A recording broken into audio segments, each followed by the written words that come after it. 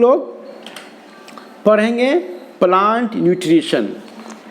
Plant nutrition को हम लोग दो हिस्सों में तकसीम करेंगे, ऑटोफाइटिक न्यूट्रिशन और हेटेरोफाइटिक न्यूट्रिशन। हम लोग देखते हैं ऑटोफाइटिक न्यूट्रिशन।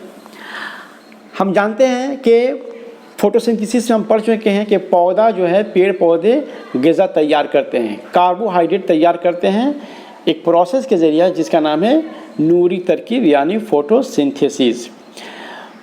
तो फोटोसिंथेसिस का अमल उन्हीं पौधों में होता है जिसके पत्ते हरे होते हैं, यानी उसके अंदर क्लोरोफिल पाया जाता है। ये कार्बन डाइऑक्साइड गैस पानी के मदद से आफ्ताब की रोशनी में जो है कार्बोहाइड्रेट ग़िज़ा तैयार करते हैं। तो ऐसे प्लांट, ऐसे दरख्त जो खुद से ग़िज़ा तैयार कर पाते हैं उन्हें हम ऑटोफाइट्स कहते हैं।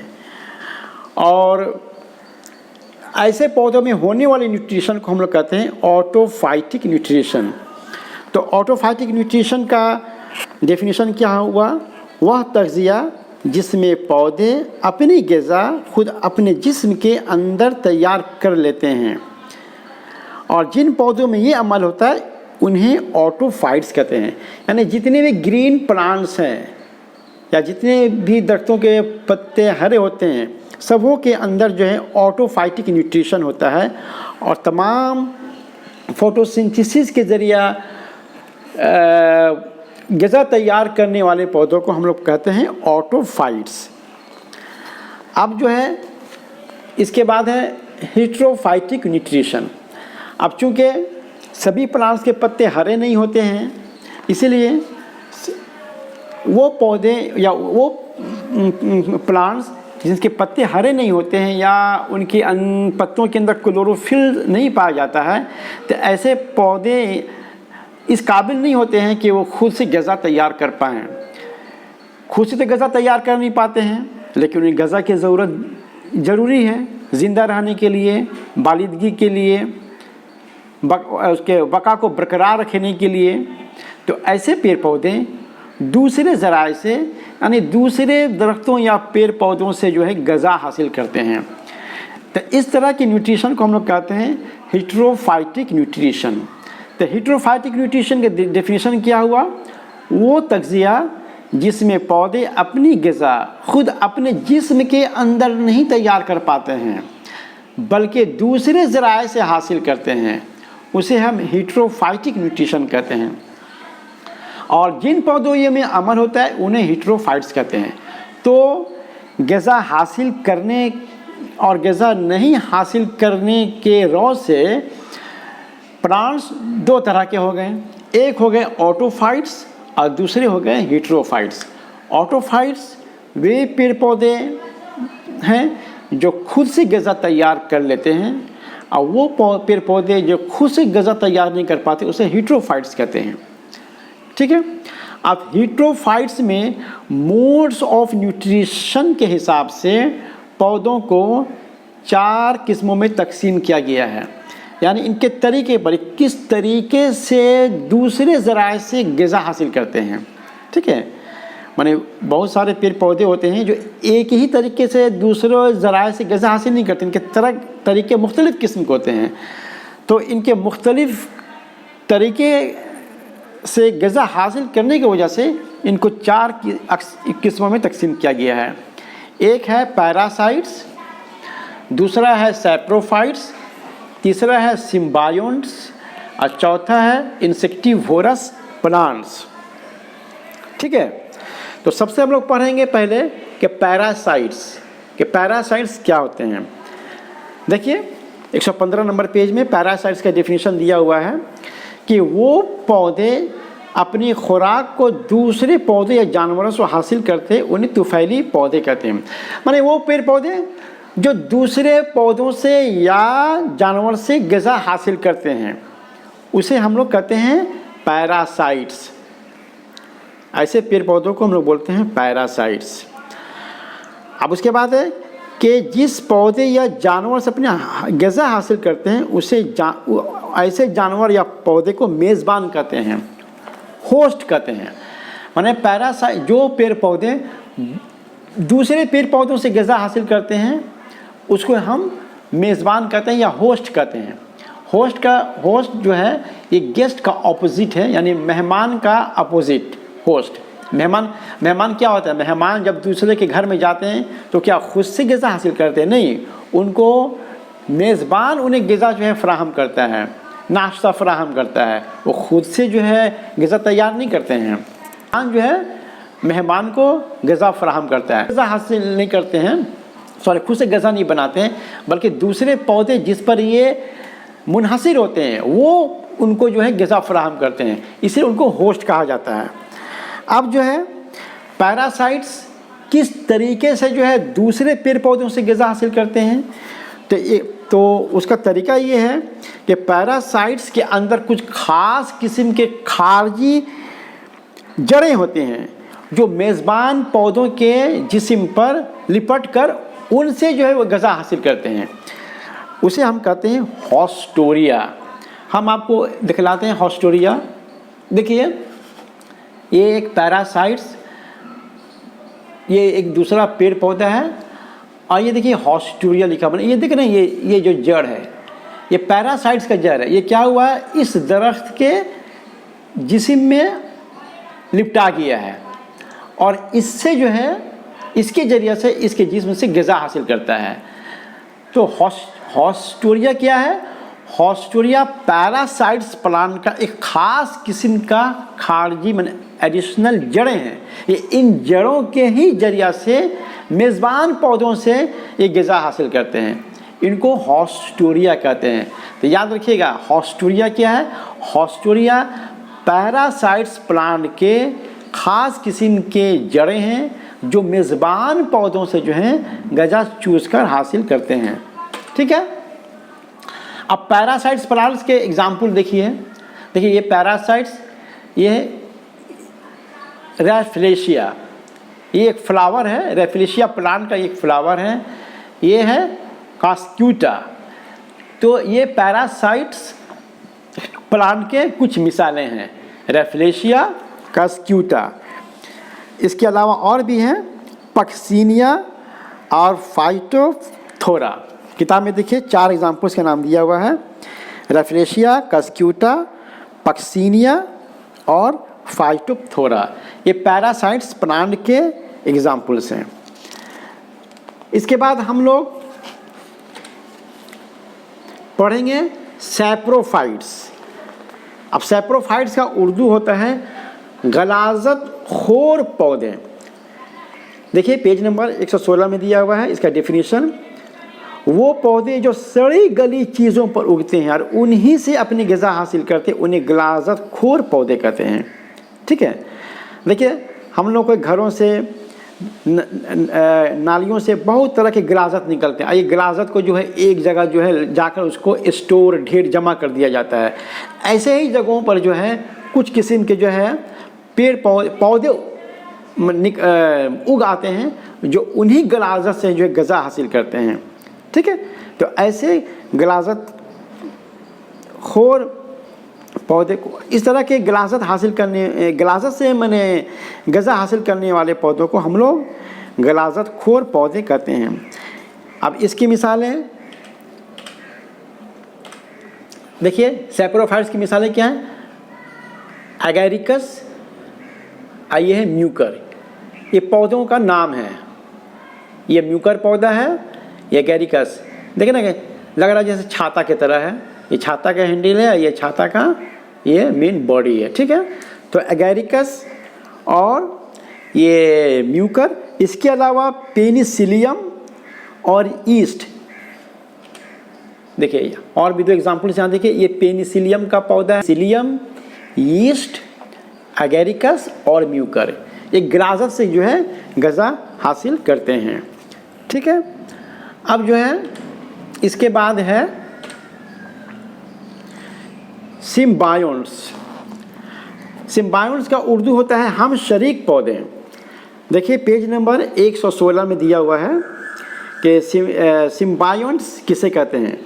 जब 2 पौधे एक दूसरे के साथ रहते हैं और ग़िज़ा हासिल करने में एक दूसरे की मदद करते हैं तो उन्हें हम शरीक पौधे कहा जाता है। और दोनों पौधों के इस तरह साथ रहने और ग़िज़ा हासिल करने में एक दूसरे की मदद करने के अमल को सिम्बायोसिस कहते हैं। अब सिम्बायोसिस में क्या होता है, इसमें हमेशा दो पौधे एक साथ रहेंगे, ठीक है।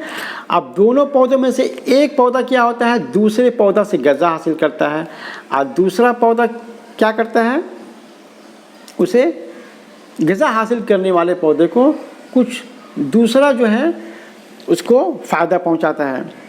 जैसे यहाँ पर देखिए, आप एग्ज़ाम्पल से समझिए, हम दिखलाते हैं एग्ज़ाम्पल में। देखिए ये है लाइकेन, ये एक लाइकेन पौधा है। लाइकेन दो किस्मों के पौधों के लाइकेन पौधा है। लाइकेन में क्या होता है कि लाइकेन दो किस्मों के पौधे के मजमूए का नाम है। उनमें से एक को अलगी और दूसरे को फंगी कहते हैं। माने लाइकेन पौधा में दो पौधे शामिल होते हैं, माने दो पौधे नहीं, दो जानदार शामिल होते हैं। एक को कहते हैं अलगी और दूसरे को कहते हैं फंगी। हम लोग पढ़ चुके हैं शुरू में जब हम लोग किंगडम्स ऑफ लाइफ पढ़ रहे थे कि हम बताए थे कि R.H. विटेकर जो साइंसदान था वो लाइफ को 5 हिस्सों में तकसीम किया। एक को कहते हैं मोनीरा, दूसरे को कहते हैं प्रोटिस्टा, तीसरा था फंगी, चौथा था प्लांटे और पांचवा था एनिमेलिया।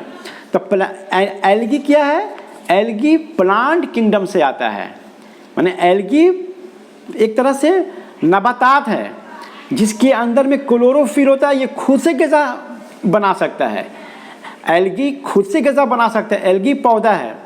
अब फंगी ना प्लांट है ना एनिमल है, ये एक दूसरे नौइयत का जो है एक जानदार है फंगी।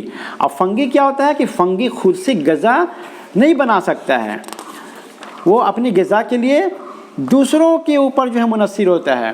तो लाइकेन पौधा में क्या होता है, लाइकेन में एक अलगी होता है और दूसरा फंगी होता है, ठीक है। तो दोनों एक साथ मिलकर रहते हैं।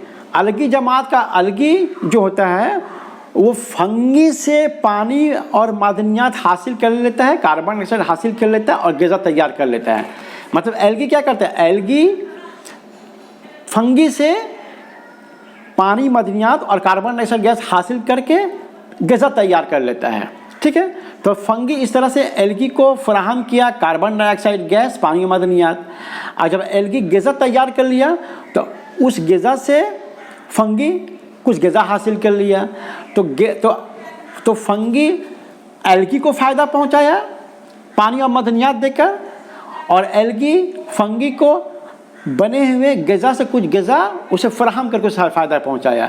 तो इस तरह से लाइकेन्स में जो एल्गी और फंगी जो दोनों जो मौजूद होते हैं एक दूसरे से फ़ायदा हासिल करते हैं।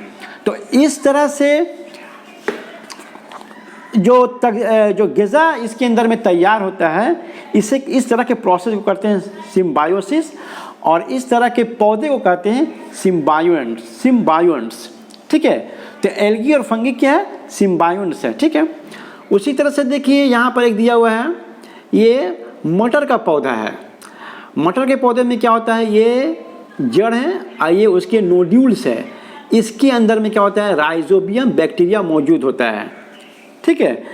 तो मटर के पौधों के जड़ों की गुलटियों में पाए जाने वाले राइजोबियम बैक्टीरिया, ये मटर के पौधे का ये नोडुल्स है जिसके अंदर में राइजोबियम बैक्टीरिया होता है। अब ये क्या करता है, हवा में जो नाइट्रोजन गैस मौजूद है उस नाइट्रोजन को नाइट्रेट में बदल देता है। इसके बाद मटर का पौधा क्या करता है, अपनी जड़ों से वही नाइट्रोजन जज़्ब कर लेता है, बदले में राइजोबियम बैक्टीरिया मटर के पौधे से ग़िज़ा हासिल कर लेता है। इस तरह दोनों एक दूसरे की मदद करते हैं।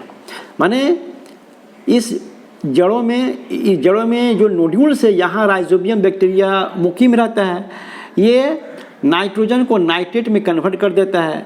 अब उस नाइट्रेट को जो है फिर जड़ जो है जज़्ब कर लेता है मिट्टी से, और फिर जो है ग़िज़ा तैयार करता है। तो राइजोबियम बैक्टीरिया फ़ायदा पहुंचाया मटर के पौधे को, और मटर के पौधा फ़ायदा पहुंचाया राइजोबियम बैक्टीरिया को। तो इस तरह से एक दूसरे को मदद करते हैं, ठीक है। तो इस तरह से साथ में रहने का जो माने जो तरीका है, इस तरीके को कहते हैं सिम्बायोसिस। तो यहाँ से देखिए आप एक चीज़ सबक भी ले लीजिए कि इंसान को एक दूसरे को इसी तरह से मदद करना चाहिए। ये कायनात में एक अच्छी मिसाल है लाइकेंस का और ये पी प्लांट का, किस तरह से एक दूसरे को ताउन करके ये लोग दोनों ही जिंदा रहते हैं। इस दुनिया में इंसान को भी एक दूसरे के साथ ताउन करके जिंदा रहने का तरीका सीखना चाहिए। इंसेक्टिवोरस प्लांट्स, ठीक है, इंसेक्टिवोरस प्लांट्स। इंसेक्टिवोरस प्लांट ये देखिए ये एग्जाम्पल्स हैं, ठीक है। सनड्यू, इसको ड्रोसेरा भी कहते हैं, और पीचर प्लांट, इसको कहते हैं नेपेंथिस इंडिका भी कहते हैं।